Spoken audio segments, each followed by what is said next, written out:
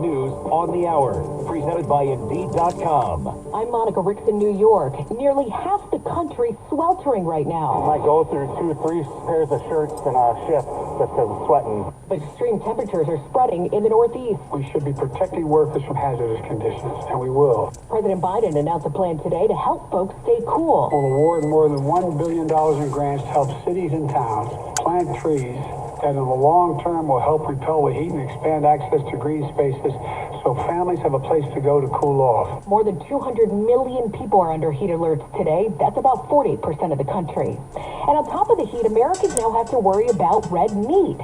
CBS's Michael George reports tick bites are causing bad allergies.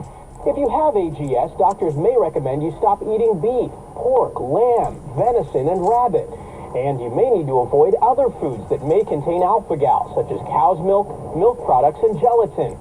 One national survey of healthcare providers finds nearly half have never heard of alpha-gal syndrome, and about 1/3 report they are not too confident in their ability to diagnose or manage patients. The CDC says about 500,000 people are affected by it since 2010.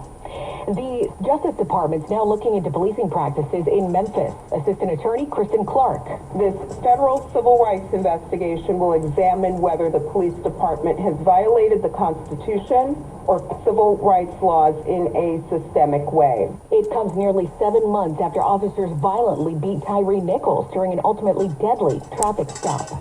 A grand jury is still weighing a possible federal indictment against former President Trump for January 6th. CBS's Skylar Henry. Trump posted on social media that his lawyers, quote, had a very productive meeting with the DOJ this morning, explaining in detail that I did nothing wrong. Trump's already facing a number of legal battles.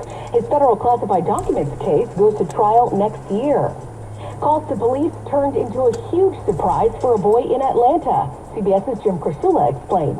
A Hapeville, Georgia police officer learned the boy was going door to door asking to do yard work. He wanted to save up for a PlayStation. The officer was impressed by the boy and got some friends to raise money to buy the youngster a PlayStation. The boy covered his face with his hands in disbelief and then gave the officer a big bear hug when he saw the PlayStation he was being given. Bronny James has been discharged from Cedars-Sinai in L.A. after suffering cardiac arrest. He collapsed during practice at USC and spent days in the ICU. Dad LeBron thanks supporters on social media. He says the family's safe and healthy. On Wall Street, the Dow lost 237 points. This is CBS News. Well, that's today's news. I didn't hear any good news, did you? I didn't think so. I guess it's all about perspective. The glass is half full. Well, as always, I'd like to thank you again for coming along with me on these Dash Cam News adventures. You know the drill. Peace, love, and all that hippie jazz. Bye-bye, everybody.